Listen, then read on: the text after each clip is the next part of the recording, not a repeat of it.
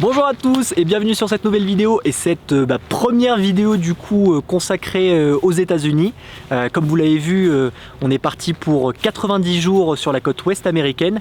Donc c'est-à-dire que sur les 3 prochains mois, toutes les vidéos seront consacrées aux États-Unis. Et avant de lancer la vidéo, on voulait juste refaire un petit point sur l'itinéraire qu'on va suivre sur la côte ouest. Alors je dis qu'on va suivre, qu'on va essayer de suivre. On va vous donner les grandes lignes de ce que nous on aimerait faire. On verra dans 3 mois si on fait vraiment ça ou si on a changé des petites choses. Donc l'idée, c'est comme vous avez vu, on est rentré aux États-Unis par la frontière au niveau de Vancouver. Donc là, ce qu'on va faire au début, c'est qu'on va longer un petit peu la côte pour descendre jusqu'au niveau de Portland et aller à Cannon Beach, qui est un endroit assez populaire près de Portland. Une fois qu'on sera arrivé là, on va s'enfoncer un peu dans les terres. On va essayer de passer par Crater Lake et ensuite on va remonter surtout jusqu'à Yellowstone. Donc on va bien s'enfoncer dans les terres. Donc au milieu, entre la côte et Yellowstone, il y aura plein de petites choses à faire. Je vous avoue qu'on n'a pas encore tout regardé, on verra ça un peu au jour le jour. Donc une fois qu'on sera à Yellowstone, on descendra en Utah. Donc l'Utah, c'est vraiment l'endroit où il y a tous les parcs nationaux, tous les super parcs nationaux aux États-Unis, le Grand Canyon, Bryce Canyon, Zion. Donc je pense qu'on va passer pas mal de temps en Utah. Et ensuite, on passera par Las Vegas quand même. Après Las Vegas, on reviendra au niveau de la côte pour aller faire San Francisco et descendre toute la Californie pour faire la côte californienne, Los Angeles, San Diego et ensuite rentrer au Mexique. Alors, on ne sait pas encore exactement par où on va rentrer au Mexique. On verra ça sur le moment. Donc voilà, globalement, c'est un peu l'itinéraire qu'on va essayer de suivre pendant ces 90 jours aux États-Unis. Donc là, on vous a donné les gros points d'intérêt. On va faire plein de petites choses au milieu. Et il y a de grandes chances aussi qu'on ne respecte pas forcément cet itinéraire. Donc on verra ça à la fin des 3 mois. Mais comme ça vous donne une idée à peu près de ce qui est prévu sur les 3 prochains mois. Et donc là on va commencer la vidéo par le Mont Rainier. C'est un super bel endroit, vous allez voir. Alors ça avait très mal commencé, au final ça a très bien fini. Et donc c'est parti pour le Mont Rainier. Ah oui, et aussi sur les 2 dernières vidéos qu'on a postées, vous êtes beaucoup à avoir mis des commentaires sous la vidéo et ça a un peu fait exploser les vidéos en termes de visibilité. Alors je dis exploser, c'est à notre petit niveau, hein. Mais du coup, n'hésitez vraiment pas à mettre des petits commentaires ou des petits j'aime sous les vidéos parce que j'ai l'impression que ça nous met vachement en avant quand même. Et si vous savez pas quoi mettre en commentaire, mettez poule sauvage et comme ça on comprendra que vous avez voulu nous aider, que vous êtes gentil mais que vous n'aviez pas trop d'idées sur le moment. Et si vous savez pas ce que c'est poule sauvage, allez voir la vidéo du Mont Xalibu. Voilà, et c'est parti pour le Mont Rainier.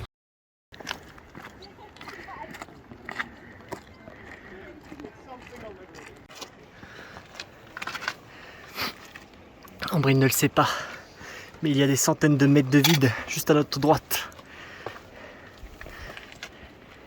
Bon, et maintenant on attend que ça se découvre, et là on est en haut et ça commence petit à petit à se découvrir. Mais je suis pas sûr que ce soit la montagne, le Mont Rainier, hein. Ah bah ouais. Il est où le Mont Rainier du coup? Parce que ça c'est pas à 4600 hein.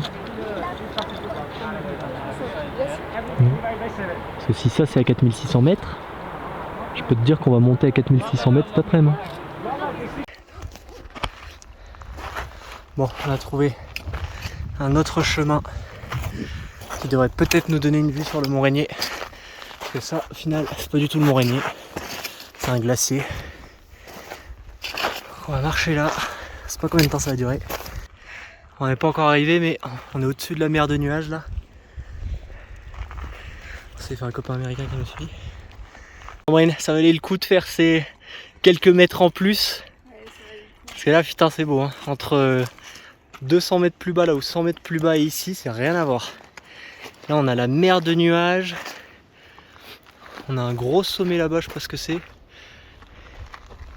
Et le glacier ici qui est en train vraiment de se dégager. Et je pense que si on continue encore un peu, on devrait voir le Mont Rainier. Et il y en a qui ont grimpé tout en haut et qui descendent en faisant de la luge là.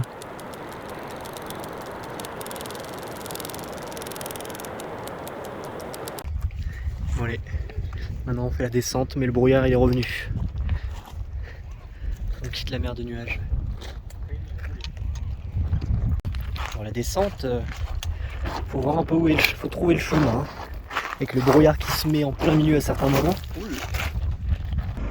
Pour finir la randonnée, une petite biche qui mange devant nous. Et il y a son bébé aussi.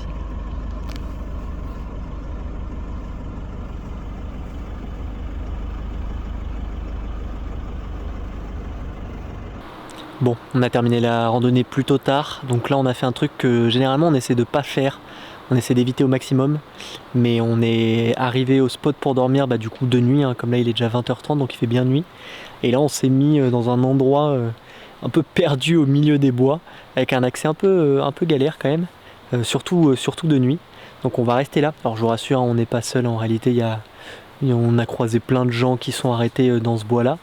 Mais c'est assez impressionnant parce qu'au Canada, les bois, ils étaient très bas, c'était des petits sapins. Et là, on est vraiment en face. Là, les arbres, ils sont tous énormes. J'ai l'impression qu'ils font tous 20 ou 30 mètres de haut. Donc je vous montrerai ça demain quand il fera un petit peu plus jour.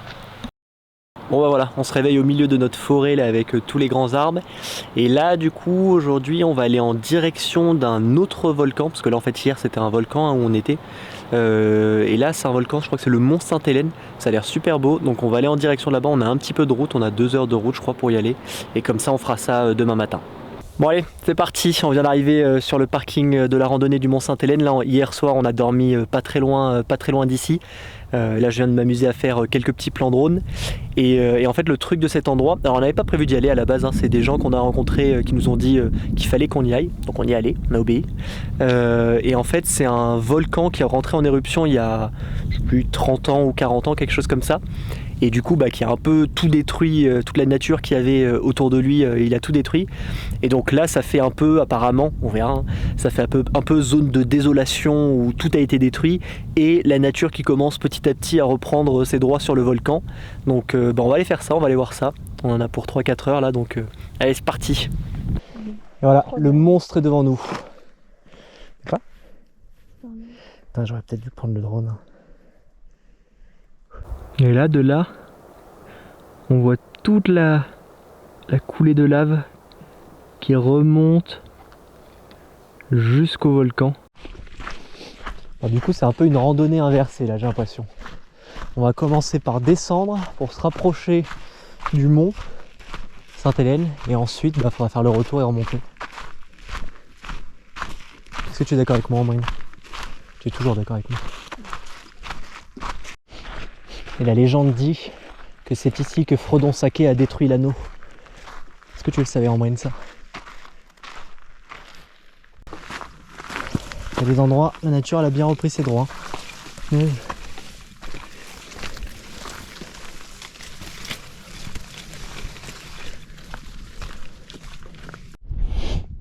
Bon allez, on y est presque. Là on a une vue sur le lac, je crois que c'est le lac Sainte-Hélène. Et nous, il faut qu'on continue à monter jusqu'à là-haut. Et après on devrait avoir une vue du coup un peu sur le lac, le mont Sainte-Hélène et le mont là-bas, tout là-bas, tout là-bas. On pense que c'est le mont Rainier, on n'est pas sûr. On va dire que c'est le mont Rainier. Et voilà. Allez, il ne reste plus que quelques mètres. Et voilà, c'est bon, on est arrivé au sommet. Enfin au sommet, on n'est pas arrivé au sommet du mont Sainte-Hélène, mais on a fini la randonnée. Là on a la vue sur le mont Sainte-Hélène, la vue sur un lac et un autre sommet, on pense que c'est le mont Rainier. Et c'est assez fou, mais là dans le lac, il y a je sais pas combien de milliers de troncs d'arbres ou de bouts de bois. Je pense que si j'étais un castor, je viendrais habiter ici. Et c'est vraiment super beau. Bon, et la magie du montage vidéo.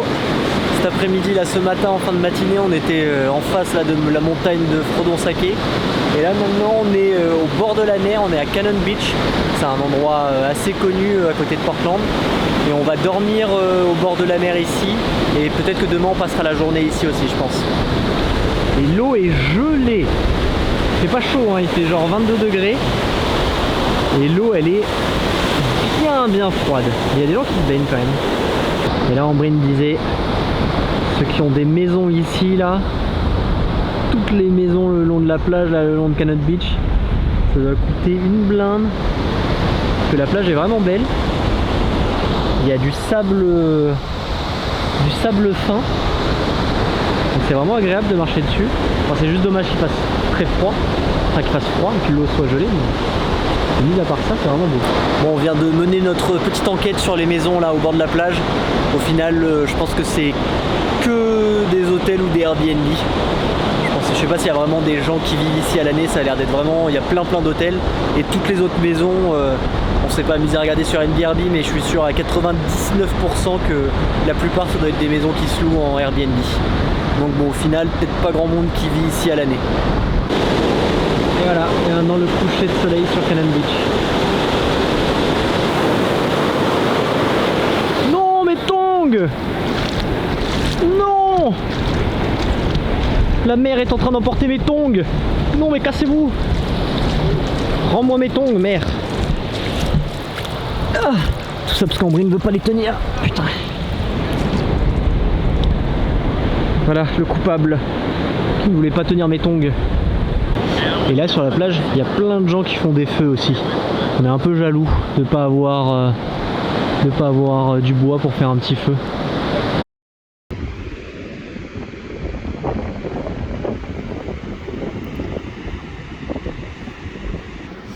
Bon, jour 2 sur Cannon Beach, finalement on n'est pas parti ce matin. Donc on est resté sur le parking, en fait le van il est juste derrière, on a travaillé un peu le matin. Et là on vient de se poser sur la plage, on est sur nos petites chaises de beauf, là Ambry est en train de lire. Et je pense qu'on va rester là toute l'après-midi et sûrement le début de soirée.